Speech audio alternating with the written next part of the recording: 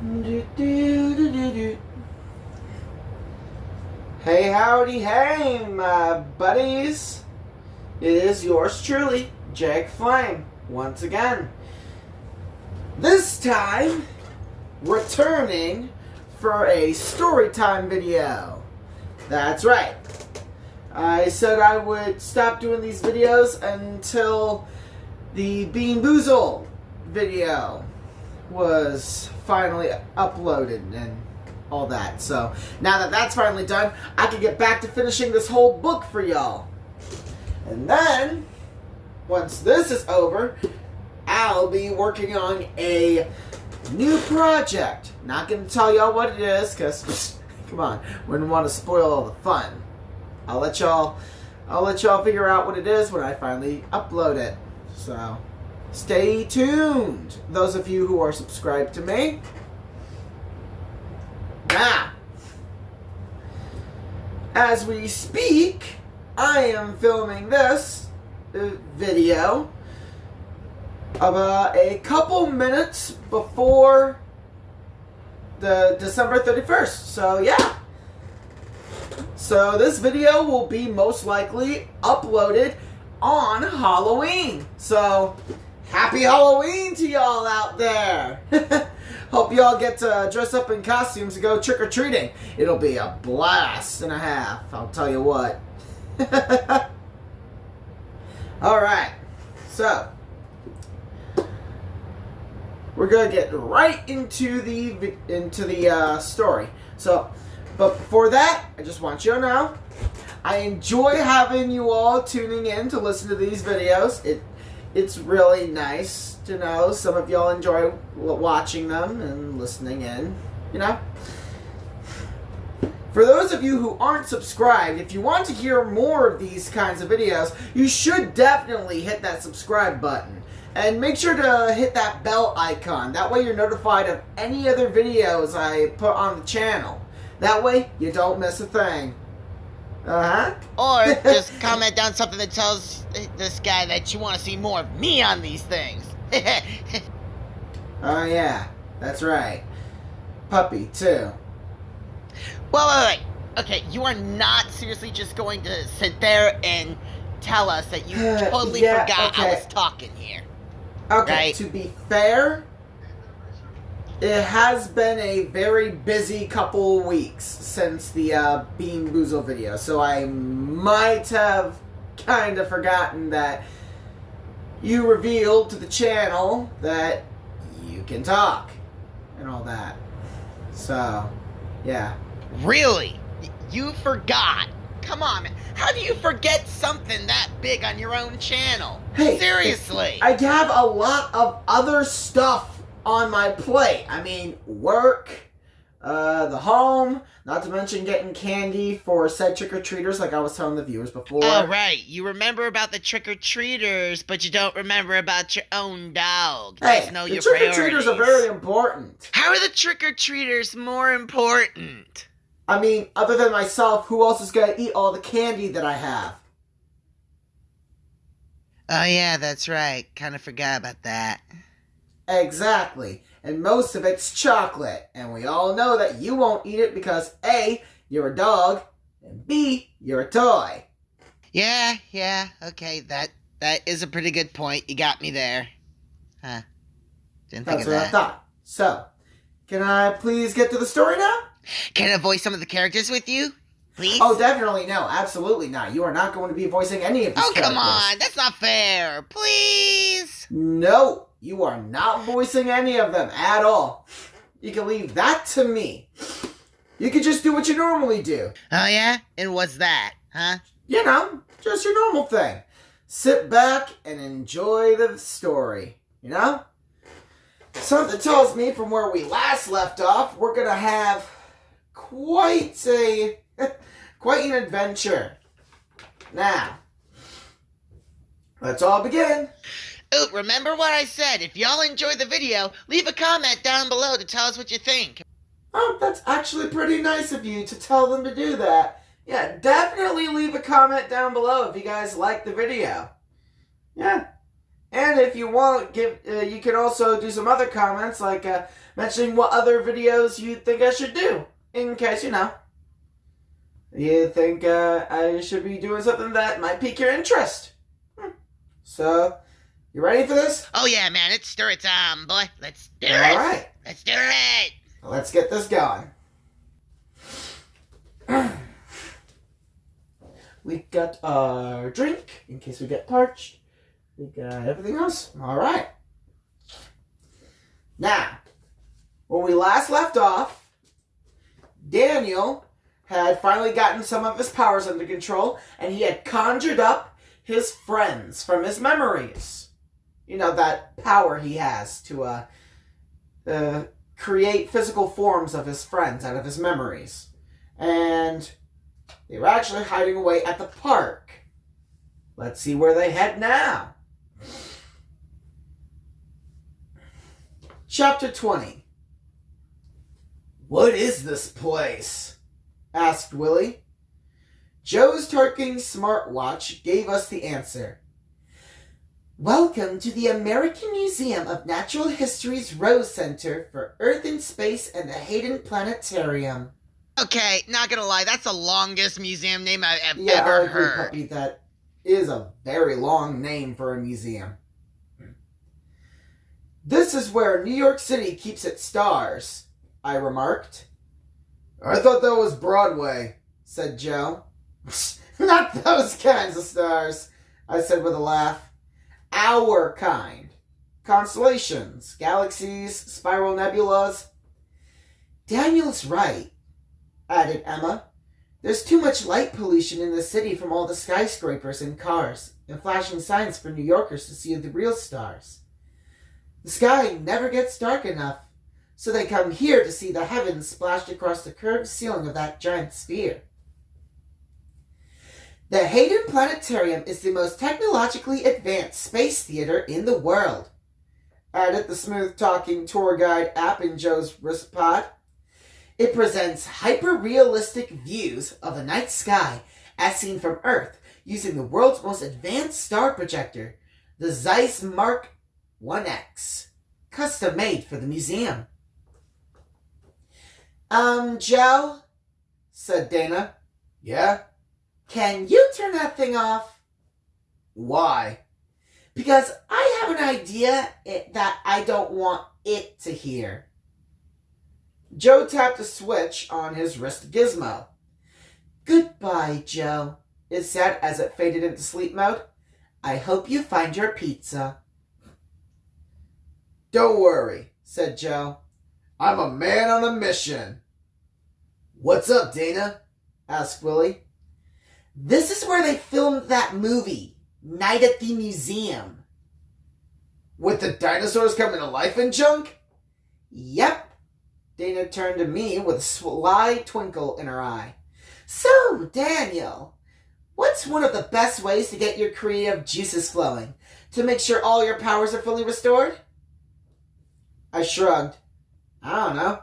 I guess I could take a nap. Or you could do something way better. You could go inside the museum and play with all the toys. The dinosaurs and woolly mammoths, the Easter Island head statues, the big blue whale. Said Emma. You want Daniel to basically goof off when he's been promoted to number one's number one enemy? Exactly! A little creative playtime may be exactly what you need, Daniel. You're too tightly focused. You need to loosen up, kick back, and let your imagination run wild. Face it, you need to have a little fun. I realized Dana was right. Sometimes the best way to solve a problem is to walk away from it for a little while and throw yourself into some completely different creative endeavor.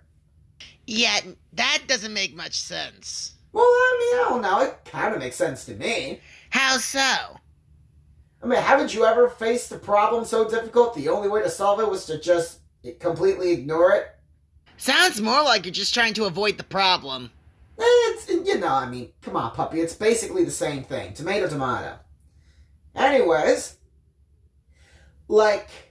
having a blast inside the American Museum of Natural History when no one else is around, except a few security guards who I could easily mind bend into taking a quick cat nap.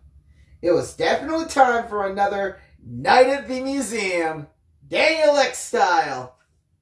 Okay, that was pretty funny. Yes, I will agree, puppy. That little that little play on words he did with this one was pretty clever.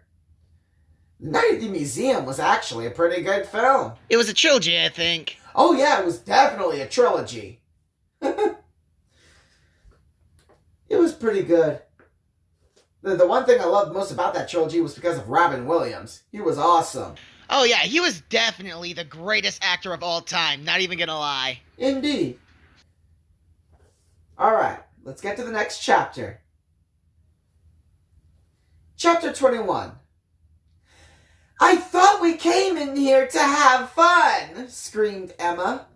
We were being chased around the fossil halls on the museum's 4th floor by the petrified skeleton of a 140-million-year-old Stegosaurus. The dinosaur had a row of guitar pick-shaped plates running down its spine and jumbo-sized spikes on the tip of its tail. This is fun! I had to shout to be heard over the roar of the giant dinosaur and the squeal of the baby Stegosaurus that I had also imagined back to life. Watch out! Called Willie. Triceratops on your right! This 65-million-year-old dinosaur had 3 horns sticking out of its skull shield. All 3 were aimed at us. 3rd floor! Shouted Dana. Let's take the elevator! Added Emma. We dashed down a wide corridor just as a half-dozen fur-wrapped Neanderthals came running up it, carrying spears and crude stone tools. They were waxy refugees from a prehistoric man diorama. Grunting at us to get out of their way, they went chasing after the dinosaurs that were thrashing around in the fossil hall. Maybe they'll make Brontosaurus burgers, quipped Joe, like in the Flintstones. We jumped into a waiting elevator and rode down to the 3rd floor, where a cluster of chattering chimps, growling gorillas, laughing hyenas, howling lions, screeching hawks, and a big honking Gila monster greeted us the instant the doors flew open. Jeez, that's a lot. Oh yes, I'll agree, that was a lot of animals. Then again, it's a big museum. Moments ago, they'd all been stuffed taxidermy specimens frozen inside the display cases, lining the halls of primates, African mammals, North American birds, and reptiles. Now it looked like they were ready to have a wild time on the other side of the glass. A couple of primates started tossing plastic bananas and monkey poop at each other. Yeah, that was just way too gross. Well, yeah, I agree, but what you gonna do? Gotta make it realistic somehow. Good point. How about we try the 2nd floor, suggested Emma. I flicked my wrist and the elevator doors instantly closed. Anybody know what's down on 2? Asked Willie as the elevator descended. Our Alpernokian friends, I said, because my internal Wi-Fi system was once again up and running and I had been able to access the museum's website. We actually heard our otherworldly friends before we saw them. A blare of elephant trumpets greeted us the moment the elevator doors started to open. And there they were, from the Hall of Asian Mammals and the Hall of African Mammals, 2 herds of large, double-tusked pachyderms, or as we call them up on Alpernock, our gift to the people of terra firma. That's right, you heard me. Elephants, Asian, African, even the extinct mastodons, are aliens. Okay, hold on. Now I know that can't be true. Right? It's just a story, man. Don't take it too literally, okay? Our Alpernokian ancestors brought them to Earth just to wow you guys about 3 million years ago. After spending some quality time with the herd and taking an elephant ride through the museum's sweltering hot, live butterfly exhibit, we headed into what felt like home, the Rose Center for Earth and Space. Joe cut donuts with a moon buggy. He raced around and around the 7,000 square feet of the Hall of the Universe, directly underneath the giant space theater. The rest of us played dodgeball with the Willamette meteorite, because I was able to levitate the 15.5-ton chunk of metal that had crashed into Oregon a long, long time ago, from a galaxy far away. Really? You doing that? I have no idea what you mean. We both know that you just made a Star Wars reference, man. No, I was just reading what the storybook said. Sure. Okay, so, you gonna keep reading the story now, or what? I was intending to keep reading, actually. Dana was right. Playing was good for me. I felt as if all my powers had been restored. My batteries fully charged. Thanks, I said, when the two of us had a moment alone in front of a 3D image of colliding galaxies. Hey, that's what soulmates are for. Come on, let's head upstairs. I'm feeling homesick. Yeah, I said. Me too. We all hurried up into the space theater where I activated the Zeiss star projector and sent us on a scientifically accurate virtual journey out of the Milky Way, across a couple of distant galaxies, all the way to Alpernach. It's beautiful, sighed Emma, as our home planet drifted into view on the ceiling, surrounded by its familiar sea of stars. The same constellations we used to see when we were kids, staring up into the peaceful night sky. It's awesome, said Willie. Totally, said Dana. Actually, groused Joe, it could be even more awesome. What? How?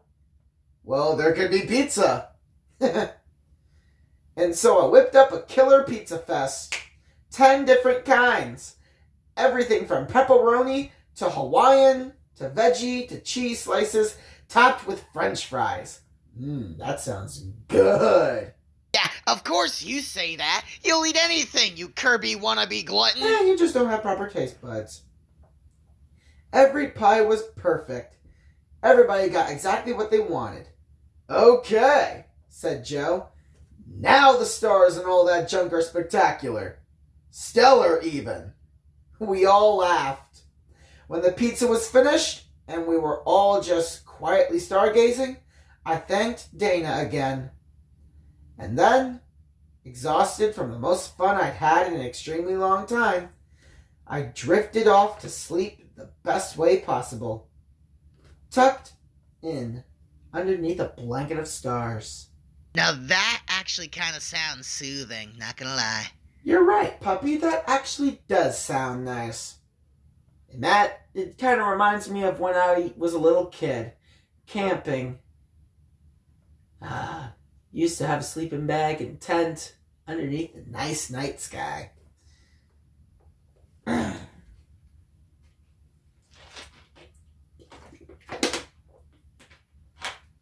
Chapter 22. My most peaceful sleep since getting run over by a Mack truck ended abruptly with somebody yanking at my leg. Hey kid, wake up. What are you doing in here? The museum doesn't open for 4 hours. It was a security guard, one of the guys I had put into snooze mode so my friends and I could enjoy our night in the museum without any adult supervision or interference. I looked around the planetarium. The seats were all empty. The gang was gone. What the heck do you think you're doing in here anyway? Demanded the guard. Well, sir, I said very contritely, I was with my school group and I guess I must have fallen asleep during the star show. I hope I didn't miss my bus. Your bus? It's 6 o'clock in the morning. There aren't any frickin' school buses outside. Really? Gosh, how will I get back to school? Wait a second. Are you trying to tell me that you've been asleep in here since yesterday afternoon? How come I didn't see you when I made my rounds last night? Yeah, not gonna lie, he's got a very good point. I don't think he's buying this. Yeah, I agree that this guard is a lot smarter than you think. He even says so right here. I could tell the guard wasn't buying my cover story. He was also getting his grump on, big time. Probably because he didn't sleep very well last night. I guess I should have made sure he was sitting in a chair or laying down in the comfy mummy sarcophagus before I put him under. It's never very comfortable to sleep standing up. Unless, of course, you're a horse. There's something hinky going on here, said the grouchy security guard as he reached for the radio clipped on his belt. I figured he was about to summon backup or a truant officer or maybe even the NYPD. So, powers feeling fully functional, I employed a little Alpernokian mind trick and altered the guard's mental perception of what the heck was going on. It's sort of an instant hypnosis type of thing I do. And yes, it can be a blast at parties. Oh, I see, said the guard, clipping his walkie-talkie back to his belt. You got separated from your school group, but now you're going to walk out of the museum and take the subway home. That sounds like a very good plan, young man. Thank you, sir. Have a nice day. You too, said the guard, a placid smile on his face. Yeah, hypnosis, my doggy tail. That was clearly a Jedi mind trick, wasn't it? Yes, I will agree with that one. That was definitely just some Jedi mind trick. That's awesome. So what exactly happens after he Jedis himself out of the situation? I'll tell you what happens next if you let me keep reading the story. Oh, by all means. Alright. Actually, I just hoped my day didn't include getting stabbed in the back by a lightning bolt. I decided I'd better check in with Mel's father, FBI Special Agent Martin Judge, down in Washington, D.C. I needed to fill him in on the new developments regarding number 1, the leader of all the alien outlaws on terra firma. Special Agent Judge headed up the government's Interplanetary Outlaw Unit, or... You gotta be kidding me. What's he say? Or IOU, which even he considered a lame name but couldn't change it. Oh, well, at least they acknowledge it. I know. IOU? Really? I know, right? You'd think you'd come up with a better name. It's already etched in the glass on my office door, he told me. Agent Judge had also been one of my father's few Earthling friends. They'd worked together years ago, hunting down the aliens infesting Earth. Judge had lost his wife, Mel's mom, to the prayer. For me, that meant the man had definitely earned the right to be included in my final alien hunt. When I exited the museum, I ducked into a nearby dog run. The place was empty and scheduled behind a hedgerow. Yeah, what the heck even is that? Huh? A dog row. What the heck does that mean? I'm not even gonna lie. I have no idea what a dog run is. Anyways, back to the story. Where was I? Oh yes, the place was empty and secluded behind a hedgerow. I figured it would be the best place for me to teleport down to DC without attracting too much unwanted attention. Usually when I teleport, it's instantaneous. There's no woo-woo music like on Star Trek. No glittering ghost image of my body as I fade out of view. I just focus on where I want to be and boom, I'm there. Only not today. Apparently, not all my powers were up and running. Either that or the omnipotent number 1 was overriding my mental circuitry, bending my mind as if it were a warm Twizzler, doing to me what I had done to the security guard. Ew, okay, yeah, the way he described that was just gross. Yeah, but hey, can't choose what references you make. Whatever the reason, I wasn't able to mentally project myself down to the nation's capital. So once again, I tapped into my internal Wi-Fi to explore alternate means of transportation. Flying commercial was out. Airplanes had to travel through the sky where godlike aliens typically hang out. Oy vey. I'd be an easy target trapped inside a metal tube hurtling along at 30,000 feet. I'd have to take the train. Amtrak. But first I'd take the subway from West 81st Street down to New York's Penn Station. Because the subway was underground where there'd be a much lower risk of lightning strikes. Wait, lightning? Hold, wait. What the heck is that? What's that supposed to mean? Yeah, if you recall, a couple chapters ago, he was getting struck by lightning. Wait, what? Oh, yeah, not gonna lie, I kind of forgot all about that. See what happens when you stay silent and pay attention? Now, on to chapter 23. Can you at least not give me lip while you're telling the story, please? I ain't giving you lip, I'm just saying. Chapter 23. Disguised as a nerdy-looking college student, all I needed was a pair of glasses, a ratty net hat, and some ironic facial hair. I hopped aboard Amtrak's fastest train, the Excella Express, from New York to Washington. Just before the train was scheduled to depart, a very cute girl about my age, and also wearing glasses, worked her way up the aisle, which was crowded with passengers stowing luggage in the overhead racks. She had a small backpack slung over one shoulder and stopped when she reached my row. "Excuse me," she said with the most mellifluous voice I had ever heard, "but is that window seat taken?" I quickly glanced around the train car. There were still plenty of empty seats, including whole rows that were completely vacant. "No," I said with a smile, moving in so she could take the aisle seat. As she sat down, I realized there was something special about this girl. An aura. She seemed to glow with calm confidence. "I hope you don't mind sitting with me," she said, smoothing out her skirt. "Not at all." "I just thought you'd be a much more interesting travel companion than all these..." She lowered her voice to make sure no one could hear what she said next. "Business people." That made me laugh. "I hope so. I'm Daniel." "Michaela," she said, extending her hand for me to shake. The instant I gripped it, I felt a warm tingle flowing through my body. It shot all the way down to my toes. Yeah, Michaela was definitely something special. "So, Daniel," Michaela said with a knowing grin, "where are you traveling?" "Union Station, D.C. How about you?" "The same." "Do you live there?" "Not really." It was kind of an odd answer, but she quickly reached into her backpack and pulled out a tattered and stained paperback. "Hey, have you ever read this? I found it at a flea market last weekend.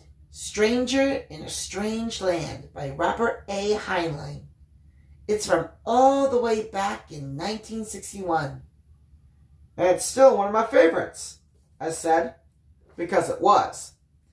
Stranger in a Strange Land tells the story of Valentine Smith, a human born on the planet Mars who comes to Earth after being raised by Martians. Smith has to figure out how to live with Earthlings on what he considers a very odd planet. He is the stranger in a strange land. It's probably the most famous science fiction novel ever written. It's also basically my life story. "I really love this word the author made up," said Michaela. "To grok. Do you know what grok means, Daniel?" "Sure. To understand so thoroughly that the observer becomes a part of the observed," I said, quoting Heinlein's novel from memory. Grok is a Martian word that can't really be fully translated into any language on Earth. "That's right," said Michaela. "The closest we can come is to drink in, or maybe merge or blend." The train pulled out of the station, but I barely noticed the passing scenery. I was too busy drinking in Michaela. The way he's describing his interaction with her is so cringe. Oh, you're telling me, man. Like I said, there was just something about her, an otherworldly tranquility. And you, she's an alien. Hmm? You heard me. Otherworldly, totally alien. Well, No I mean, lie. you know, maybe she is an alien. You never know. I mean, we did have a couple of chapters where these lizard people were wearing human flesh costumes. So, possibility. Like I said, there was just something about her. An otherworldly tranquility. She flipped through the musty pages of her paperback. On Mars, she said, water is scarce. When Martians drink, their bodies merge with the water, combining to make a new reality greater than the sum of its parts. Right, I said. The water becomes part of the drinker, and the drinker part of the water. Both grok each other. There's a duality. Yes, said Michaela. Dualism is a fascinating concept, one that might be good for you to remember. What? What do you mean? Dualism. A state in which something has two distinct parts that are often opposites. For instance, the battle between good and evil. Right, but why did you say it might be good for me to remember? Michaela smiled warmly. Because it might be. Would you like a Sprite, Daniel? No. I would. Excuse me. I'm going to the cafe car. She stuffed her book back into her backpack. You're sure I can't get you anything? Positive, thanks. And then she headed up the aisle toward the rear of the train. Michaela never came back. I didn't see her again. Not even when we arrived at Union Station, and I scanned the crowd on the platform with my built-in face recognition software. Maybe she got off in Baltimore or Delaware. Unfortunately, even though I had liked her instantly, I didn't have time to worry about Michaela, my stranger on a strange train. I had places to be, things to do, an evil alien to eliminate. I also had two other girls to think about, Mel and Dana, who, I had recently learned, were one and the same. Maybe that's why Michaela and her backpack had been sent into my life for 15 minutes. To help me grok the duality of that. Oh, wait, dude, I just had an idea. I got a theory for you. What if that girl is this prayer predator dude? How do you figure? About it. The whole otherworldly aura and the whole good and evil thing she talked about. Okay. It just makes sense. I've read enough books and seen enough TV shows about bad guys. I very much doubt the Predator himself would be disguising himself as a woman of any kind just to get close to him. And plus, don't you think Daniel would have noticed or would have sensed something like that? I mean, sure, okay, I guess, but... See? Though I like where your head's at for that hypothesis, puppy. It may not be the prayer, but it probably was something alien-related. We might know. Chapter 24. After being cleared through security at the FBI's Hoover building, I was escorted down to Agent Judge's extremely secret office by two of his men. Good to see you again, Daniel, said one, a former Navy SEAL who had been with me on my mission to deal with Abaddon, the demon who'd been number 2 on the list of alien outlaws, operating on terra firma until we scratched him off. In fact, this particular Navy SEAL had marched with me to the gates of hell. Literally. Heard you had a situation in Kentucky, he said. I arched a quizzical eyebrow. From what I hear, the SEAL continued, you ended up looking like I did that time we went one-on-one in the ring, like you'd just been run over by a truck. That made me smile. The SEAL led me through a labyrinth of winding corridors and sliding doors made out of bulletproof glass. Overkill much, don't you think? Yeah, well, you know, it is DC. Everything's gotta be bulletproof. Special Agent Judge's highly classified Ask and Will Denied's existence interplanetary outlaw unit had its base of operations in the bowels of the Hoover Building. Down in the basement's basement. Come on, really? A basement's basement? Yeah, I'll admit, having a whole basement underneath your basement is a bit cliche for undercover or stuff like that. Needless to say, the views out Special Agent Judge's corner office windows were lousy, unless you enjoy looking at slabs of gray cement. Mel is safe, he assured me when we were alone. She's at the horse farm with Xanthos and a heavily armed security detail.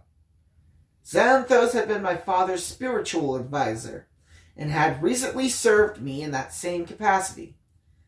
Xanthos was a horse, the most magnificent white stallion I had ever seen. Okay, you've got to be kidding me. First aliens and now a ghost horse? How does any of that even make sense? Let me continue reading.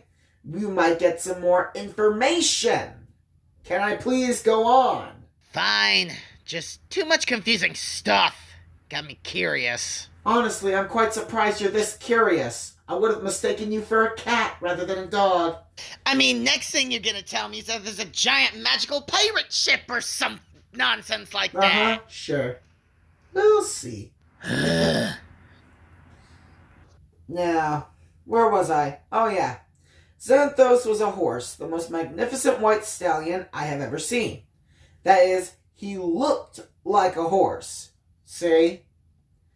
He was actually a friendly alien creature with the extraordinary ability to communicate telepathically. He hailed from the planet Feardia, where all the superintelligent creatures look like what we call horses and sound like what we call reggae singers. Well, that's a weird way to say that. Aren't reggae singers just Brazilian folk? I honestly have no answer to that remark. I have no proper response. In a weird way, Xanthos reminded me of Michaela. He had the same sort of centered calm that I had picked up during our brief train ride together. Maybe they took yoga classes together. Oh, hey! Maybe Michaela is one of these kinds of aliens like Xanthos. So maybe your hypothesis was correct? Yeah, maybe. Daniel, said Agent Judge, are you okay? Sorry, sir. I guess I zoned out a little. I was just thinking about stuff. Well, son, you have a lot of stuff to think about. That's for sure.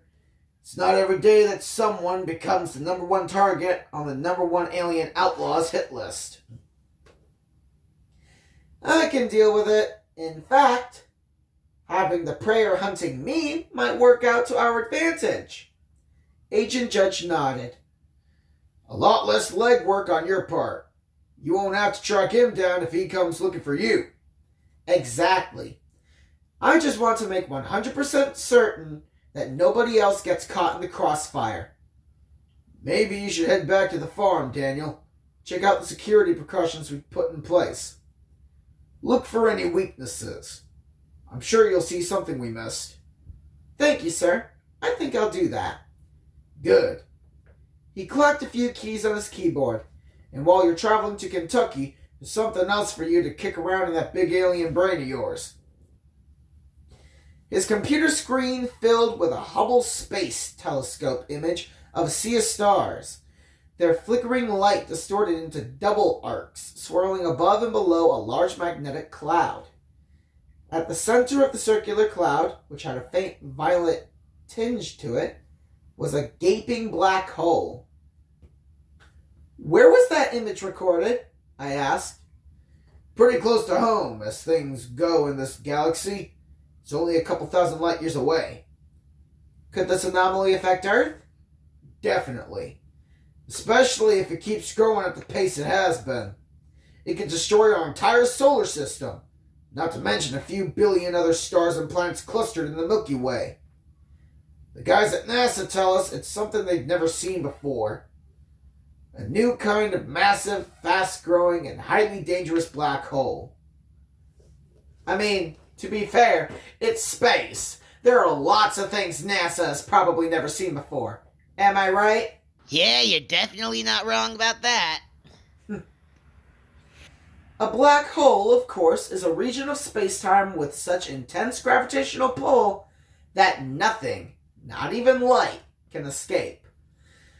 Black holes form when massive stars collapse at the end of their life cycles and grow by absorbing mass from their surroundings, by sucking in other stars and gobbling down planets. Kind of sounds like Kirby. No. Just no. Oh, you're not going to laugh at that one. It really wasn't that funny.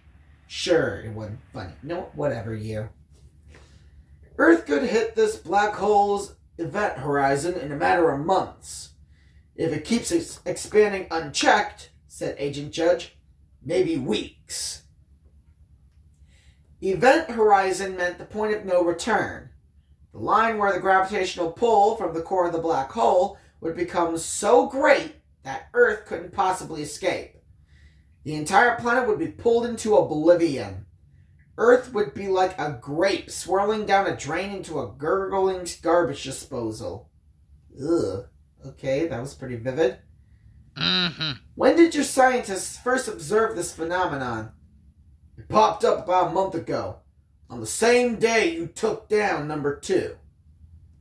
One thing you learn pretty quickly when dealing with the most deadly and dangerous outlaws in the universe?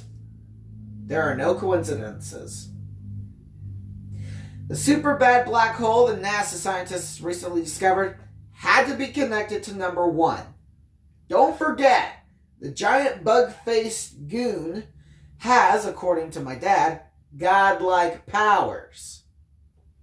That means he can mess around with the space-time continuum and the vast cosmos of space itself. So the dude's basically on straight-up Jesus timing. No different from like the Thanos snap in Infinity. Well, I mean, it probably would be a bit more dramatic than that, but yeah, I guess if you think about it, it could be kind of similar to like a Thanos snap from Infinity War. I needed something I still didn't have in order to go up against an omnipotent enemy like that. A solid plan of attack. All I had was my anger and rage. That's never enough, especially if your opponent can punch black holes through the fabric of the universe. Like Captain Marvel. Fortunately, when I tried, once again, to teleport, I actually pulled it off. I zipped instantaneously from Agent Judge's underground bunker office to his horse farm outside Louisville, Kentucky. 1 second, I was envisioning the lush green Kentucky bluegrass, the white coral fences. The next instant, I was there. Only the grass wasn't green, and the coral fences weren't white. Both were charred black and smoldering. Fire combs with searing blue cores were exploding all around me, spraying up clouds of dirt and debris. The prayer was still one giant mantis step ahead of me. He'd arrived in Kentucky first. No. Oh no is right, puppy. So don't leave us hanging. What exactly happens next? Well, unfortunately, that's where we're going to end the story right now. No! Oh, come on. It's not that Oh, come bad. on, man. You're seriously going to leave us hanging like that? Right on the edge of our seats. This cliffhanger should be straight up illegal. You're just like an okay, anime. I know. The cliffhanger was a bit much, but come on. The most important thing about these kinds of videos when telling a story is you gotta keep the people listening in on their toes. Otherwise, how else you gonna, captivate their attention? The point of listening in on a story if you're just gonna end it with a cliffhanger that way. This is worse than a Shonen Jump manga. Anime, you're worse than One Piece. Okay, yes, you have a good point there. But The important thing about these videos is making sure that people are entertained. Making sure that they get more from the next video than just from right now. So, we actually went through quite a lot of interesting stuff. Seems Daniel's powers are working out pretty well. We finally go to Washington, D.C.